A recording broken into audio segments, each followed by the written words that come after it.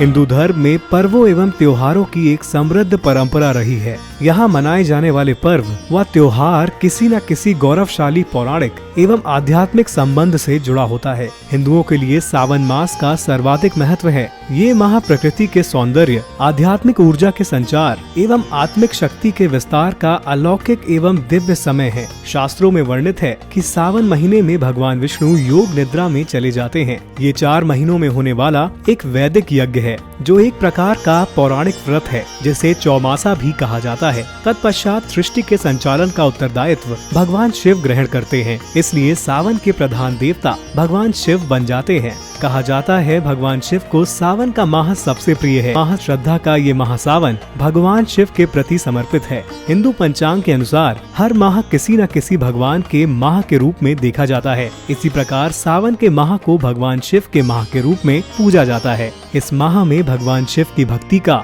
अत्यधिक महत्व होता है। जिस प्रकार आषाढ़ माह की तपती गर्मी में सावन की वर्षा से शीतलता की प्राप्ति होती है, उसी प्रकार 16 सोमवार के व्रत लेने से मानव के जीवन के सब दुख दर्द दूर हो जाते हैं। जीवन में शांति का आगमन होता है। सावन माह में शिव भक्त ज्योतिर्लिंग का दर्शन व जलाभिषेक करके भगवान शिव की आराधना करते हैं व भगवान शिव अपने भक्तों की मनोकामना पूर्ण करते हैं। सावन माह में भगवान शिव के रुद्राभिषेक में जल, दूध, दही, शुद्ध घी, शहद, गंगा जल तथा गन्ने के रस आदि से स्नान कराया जाता है। बेलपत्र, शमी पत्र, कुशा तथा दूब आदि शिवजी को प्रसन्न करते हैं तथा धतूरा व श्रीफल भोलेनाथ को भोग के रूप में चढ़ाया जाता है। कहा जाता है भगवान शिव को चढ़ाई जाने वाली हर एक वस्तु का अपना महत्व है व भगवान शिव को प्रसन्न करने का सबसे सरल तरीका उन्हें बेल पत्र अर्पित करना है। सावन माह के बारे में कई पौराणिक कथा है कि जब सनत कुमारों ने भगवान शिव से उन्हें सावन महीना प्रिय होने का कारण पूछा, तो भगवान भोलेनाथ ने बताया कि जब देवी सती ने अपने पिता दक्ष के घर में योग शक्ति से शरीर त्याग किया था,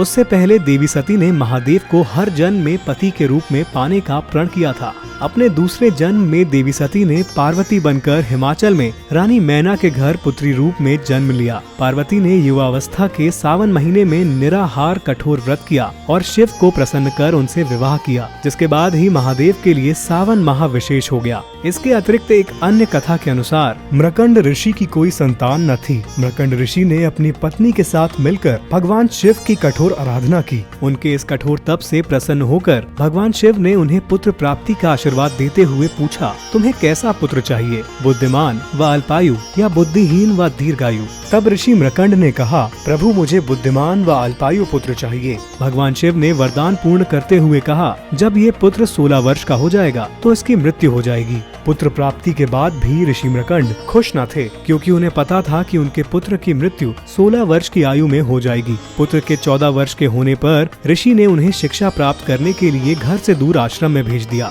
जिसके बाद मार्कंडेय ने शिक्षा प्राप्त की। परंतु जब उन्हें अपनी मृत्यु के बारे में पता चला तो वह भगवान शिव की भक्ति में डूब गए और कठोर तप करने लगे, जिसके बाद उन्होंने अपने गुरुओं से महामृत्युंजय मंत्र की दीक्षा प्राप्त की। जब वह 16 वर्ष के हुए तो उनकी मृत्यु के निर्धारित समय में यमराज वहां आए, लेकिन मार्कंडेय को महामृत्युंजय मंत्र का जाप करते देख भगवान शिव को स्वयं मार्कंडेय के प्राण बचाने के लिए धरती पर आना पड़ा और भगवान शिव ने मार्कंडेय को अमर रहने का वरदान दिया, जिससे उन्हें मिली मंत्र शक्तियों के सामने मृत्यु के देवता यमराज भी नतमस्तक हो गए थे। भगवान शिव को सावन का महीना प्रिय होने का अन्य कारण है, एक मान्यता के अनुसार भगवान शिव सावन के महीने में पृथ्वी पर अवतरित होकर अपने ससुराल गए थे और वहाँ उनका स्वागत अर्घ्य और जलाभिषेक से किया गया था। माना जाता है कि प्रत्येक वर्ष सावन माह में भगवान शिव अपने ससुराल आते हैं। भूलोक वासियों के लिए शिव कृपा पाने का ही उत्तम समय होता है। हिंदू मान्यताओं के अनुसार शिव भक्त कांवरियों में जल लेकर शिवधाम की ओर जाते हैं।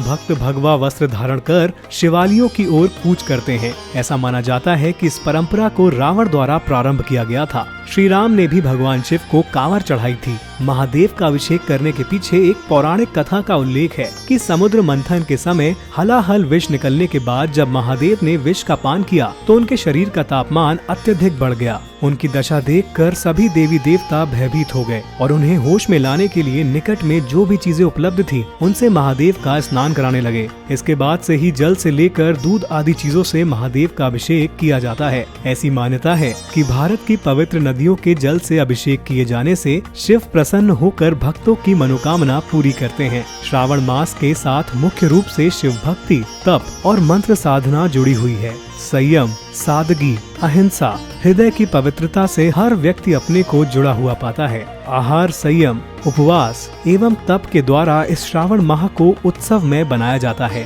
भारत समन्वय परिवार का प्रयास है कि आध्यात्मिकता के इस पवित्र माह का ज्ञान जन जन तक प्रेषित किया जा सके व हम सब पर भगवान शिव की अपार कृपा सदा बनी रहे। ओम नमः शिवाय। ओम नमः शिवाय।